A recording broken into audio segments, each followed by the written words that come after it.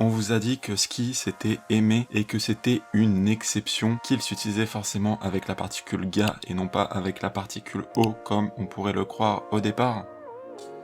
あんたを好きって言ったのよ。好きって言ったのよ。好き。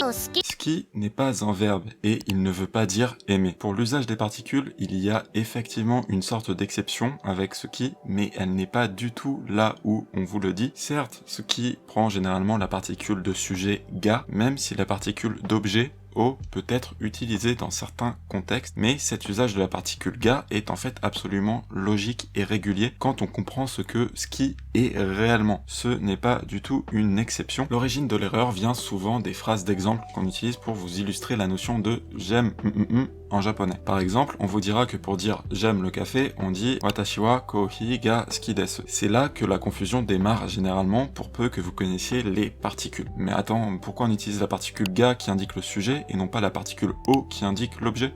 J'aime quoi? J'aime le café. Le café c'est l'objet, donc il devrait prendre la particule o. Et le sujet, c'est moi. C'est moi qui aime le café. Donc watashi, ça devrait prendre la particule ga, non?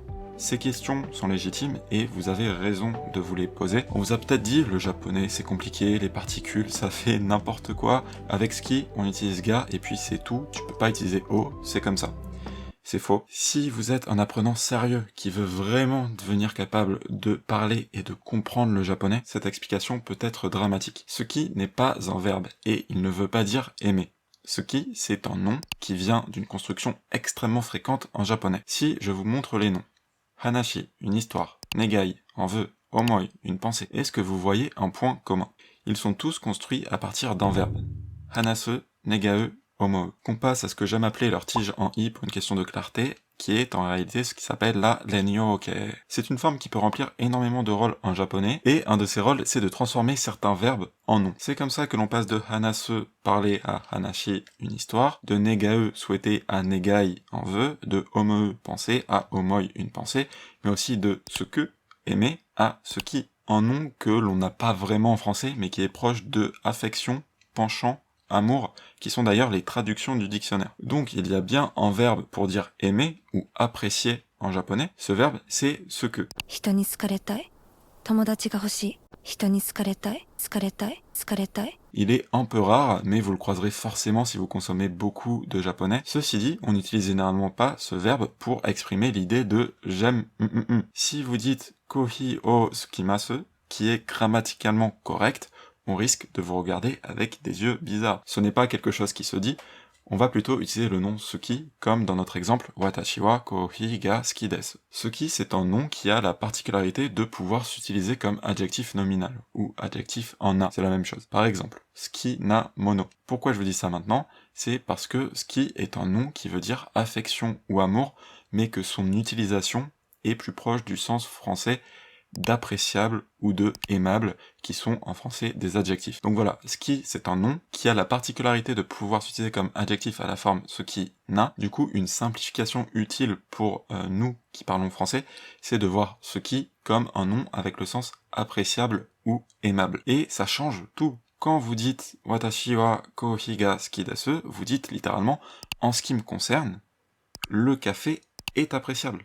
En français ça fait bizarre, mais en japonais c'est tout à fait naturel et c'est comme ça que l'on exprime l'idée de j'aime quelque chose. Et du coup, ça lève le mystère de la particule ga. Dans la phrase watashi wa kohi ga suki desu, watashi c'est le thème, marqué par wa. Watashi wa, pour moi, en ce qui me concerne, et qui est optionnel. La plupart du temps, on se contentera de dire kohi ga suki desu, qui est souvent plus naturel. Kohi est marqué par ga, qui est donc notre sujet. Sujet forcément rattaché à un verbe. Notre verbe ici c'est desu, être. Le café est quoi? Il est ce qui. Appréciable. Le café est appréciable. Ou, pour moi, le café est appréciable. J'aime le café. Pas d'exception, les particules font exactement ce qu'elles sont censées faire. Le ga est totalement logique. Et au passage, cette explication est également valable pour kirai, que l'on traduit souvent par ne pas aimer ou détester, mais qui est en fait un nom avec le sens détestation, haine, aversion, qui peut être utilisé comme adjectif en na, avec le sens détestable, kiraina, voilà, et qui vient d'un verbe à sa tige en i, le verbe kirae. Kohi ga kiraida, le café est détestable, je déteste ou je n'aime pas le café. Même phénomène. Ceci dit, maintenant vous vous dites peut-être, Myobi. Du coup, c'est quoi alors l'explication de l'extrait en début de vidéo? あんたを好きって言ったのよ。好きって言ったのよ。好き。 C'est une notion un petit peu plus avancée. En fait, ce qui peut effectivement prendre la particule o d'objet dans certains cas. Vous le croiserez forcément si vous consommez du japonais sauvage, du vrai japonais, notamment du japonais actuel. Et une même personne peut utiliser o ski ou ga ski selon la situation. 私を好きだと言ってましたが、私春が好きだ。 On vous dira parfois que ça dépend des personnes, c'est vrai dans une moindre mesure, certains japonais utilisent tout le temps la particule ga avec ski, l'usage de la particule o est un peu plus récent et parfois moins accepté, mais globalement, de nos jours, les deux peuvent et seront utilisés par une même personne selon la situation, et vous verrez le o utilisé même dans des œuvres professionnelles, comme des animés ou des nouvelles, donc aujourd'hui c'est ok comme usage. Enfin attention, il y a quand même une condition. Le o est accepté si ski n'est pas prédicat. Je vous ai perdu. En gros, o ski est accepté s'il n'est pas l'action principale et qu'il y a d'autres verbes ou adjectifs derrière dans la phrase. Ou pour reprendre l'explication partagée sur Bohoken, notre serveur Discord par Gilles, de la chaîne YouTube Japonais Naturel, le prédicat c'est ce qui se trouve avant le maleux, donc le point. Je vais vous donner des exemples, ça va être beaucoup plus clair. Avant ça, si vous voulez rejoindre le serveur Discord privé et gratuit Bohoken qui réunit des apprenants sérieux et passionnés du japonais, vous avez toutes les infos dans la description. C'est vraiment une super communauté, donc voilà, si ça vous intéresse, direction la description pour rejoindre le serveur Bohoken. C'est parti pour les exemples de prédicat et de la forme o ski versus ga ski. 私春が好きだ。 Alors, on peut imaginer qu'il y a un wa ici, ça c'est quelque chose de typique de l'oral en japonais d'omettre la particule wa. Haru ga skida. Haru c'est le nom du mec, c'est le nom du personnage à qui elle parle. Ga c'est notre particule qui indique le sujet, et on a skida, maru. Donc ici, skida est prédicat, et vous ne pouvez pas utiliser o. Dans cette situation, ga est obligatoire pour être correct. あんたを好きって言ったのよ。